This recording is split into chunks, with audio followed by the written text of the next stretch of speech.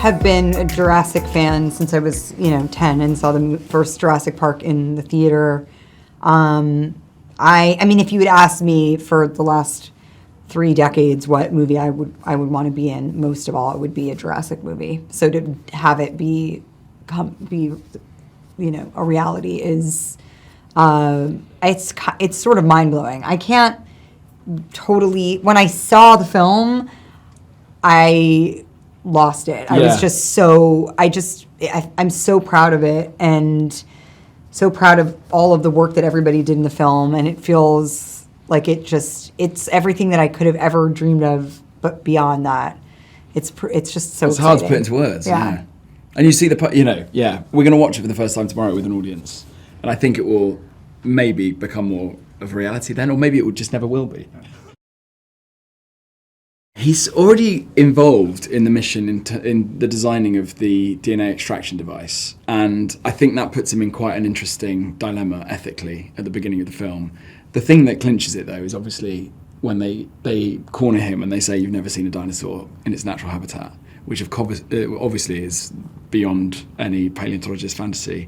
So I think he's driven in a couple of ways. I think he cares and feels very deeply about the consequences of science and how it can be misused. And I think that's why we love, collectively, obviously the Michael Crichton novel, but the films after that. I think he's driven by wonder, or he's academically driven, but he's also got quite a stubborn sense of ethics. You have such little real estate to hook the audience, and into the character, and take them along for the journey, so they care about the outcome of the film, or outcome of the characters' lives in the film.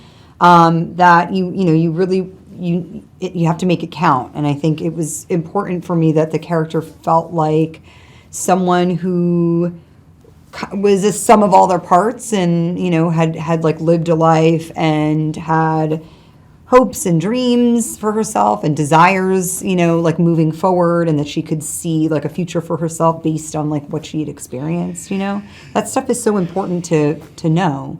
But again, not that much time to do it in. But I think that's something that Scarlett led everyone with, because not only in terms of just leading the film in itself and us being on set, but that sort of level of groundedness in the character. I think there's a scene with her and Mahershala that I absolutely love, where all that.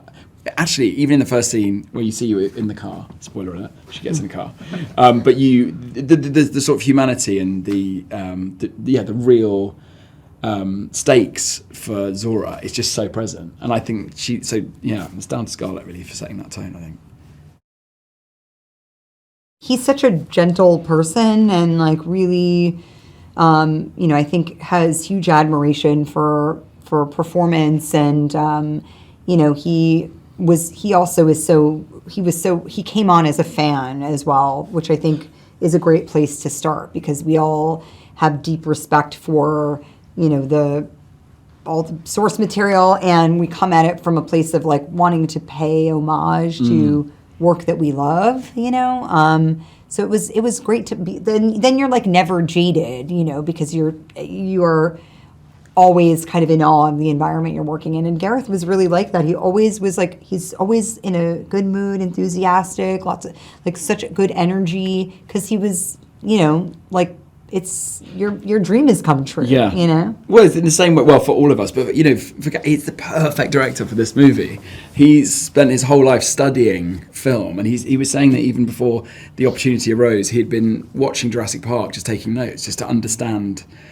Obviously Spielberg's one of his huge idols, but with the work he did in Monsters, which he did before having studio backing, was doing with consumer grade equipment, is like extraordinary, and you can see the identity in that filmmaking process then all the way through. And so to give him the keys to Jurassic Park was just like a brilliant idea, and he's just nabbed it. Yeah, he delivered it. He delivered.